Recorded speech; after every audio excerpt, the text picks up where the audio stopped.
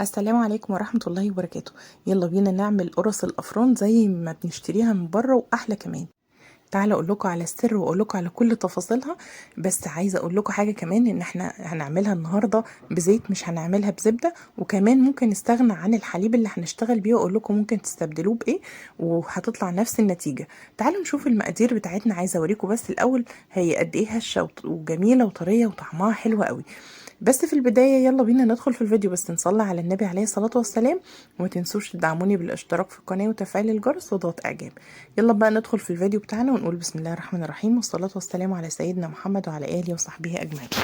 في البداية أنا جبت عندي 4 كوبايات من الدقيق. طبعا انت ممكن تقللي الكمية أو تزوديها براحتك، وطبعا معاها هتعملي المقادير بتاعتك على حسب بقى كمية الدقيق اللي انت ضفتيها. انا حطيت 4 كوبايات من الدقيق، وحطيت معاهم نص معلقة كبيرة كده من الملح او ربع معلقة كده من الملح، مش هنزود قوي لان هي بتبقى اصلا مسكرة. وبعد كده حطيت عليهم معلقتين من السكر. معلقتين السكر دي ادتني نتيجة ان هي مش مسكرة قوي زي ما بنشتريها من بره. بس هو انا قصد ده، لو انتوا حابين ان انتوا تخلوها مسكرة قوي زي ما بنجيبها من بره، يبقى هنحط لكل كوباية من الدقيق هتحط قصادها معلقه من السكر. وبعدين حطيت بقى باكت الخميره الفوريه. وبعدين بعد كده دي المقادير دي ل4 كوبايات دي. وبعد كده عندي بقى هسيب لكم طبعا المقادير في صندوق الوصف. بعد كده حطيت بقى عندي ربع كوباية من الزيت، مش هنزود زيت قوي، يعني ربع كوباية بس كده تكفي على ال4 كوبايات. وبعدين عندي بقى بعد كده الحليب بتاعي. ممكن ان احنا الحليب ده نستبدله بمية، مفيش اي مشكلة. وممكن ان احنا نضيف كمان معاه لبن بودرة. لو عندك معلقة لبن بودرة مع المية مفيش اي مشكلة، هيديكي نفس النتيجة. بس الحليب بيديله برضو طراوة كده، بيخليه طري طبعا شوية، وفي نفس الوقت بيديله برضو يعني بيبقى غني شوية. وبعد كده نبتدي بقى نقلبه كده. دي المقادير بتاعتي. هعجن بقى كويس جدا. في المرحله دي لازم نعجن كويس قوي. انا حطيت كوبايه من الحليب وكوبايه وربع كده من الحليب، والباقي كملته بميه.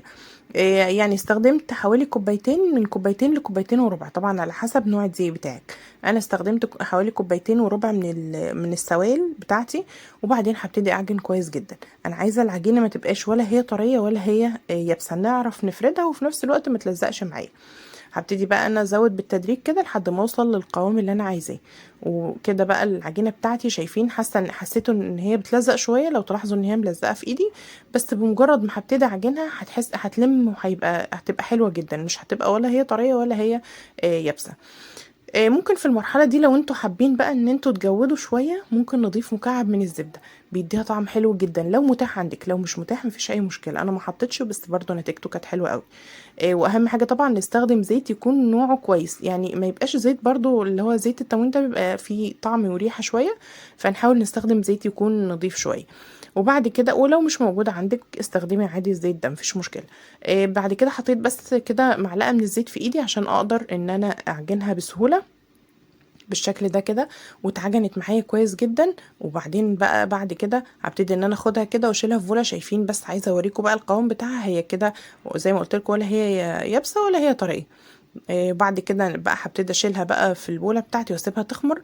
احنا دلوقتي في صيف، فالصيف مش هياخد معايا وقت كتير في التخمير، يعني بالكتير قوي ربع ساعه نص ساعه هتلاقوها خمرت. بس طبعا لو في جو شتاء ممكن يقعد فتره، يعني مش هتقل عن ساعه ولا حاجه، على حسب طبعا درجه الحراره والاجواء عندكم عامله ازاي. وبعدين بعد ما خمرت بقى اخدها وابتدي ان انا اكورها كور صغيره. الحجم الكوره اللي انتوا عايزينه، لو عايزينها بقى كبيره صغيره دي حاجه ترجع لكم. الحجم اللي انتوا عايزينه اعملوه.